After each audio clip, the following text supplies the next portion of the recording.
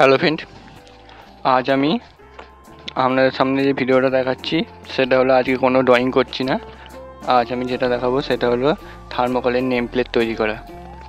থার্মোকলে কীভাবে name plate তৈরি করা হয় সেটা আমি দেখাচ্ছি। তোমরা দেখো, এতদিন তোমরা দেখেছো কীভাবে পেপারে ড্রয়িং করতে হয়। আজ আমি একটু অন্য কোনো কিছু জিনিস নিয়ে আসলাম তোমাদের কাছে, সেটা হলো থার্মোকলের নেম প্লেট কাটিং। এই থার্মোকলের নেম প্লেট কাটিংটা কীভাবে করছি তোমরা দেখো স্টেপ বাই স্টেপ।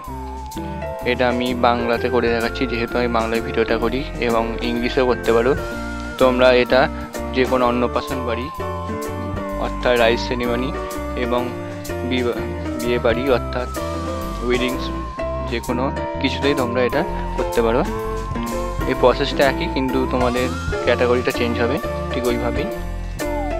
কীভাবে প্রথমে আমি এটা থার্মোকলের যে নেমটা কেটে রেখে দিয়েছিলাম, কেটে রেখে দিয়ে সেটাতে এবারে আঠা লাগিয়ে ওটাকে অপর দিচ্ছি, এবং আর একটা যে প্লেটটা আছে সেটা লাভ আকারে করেছি। তোমরা ওইটা ভিডিওটা দেখতেই পাচ্ছ, ওই লাভ আকারে ভিডিওটা করেছি।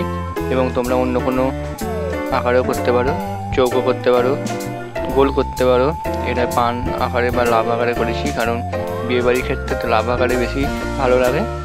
এটা অন্নপ্রাশনের ক্ষেত্রেও লাগে, এবং অন্নপ্রাশনের ক্ষেত্রে অন্য কোনো আকারে তৈরি করতে পারো, লাভ আকার করলেও কোনো অসুবিধা নেই।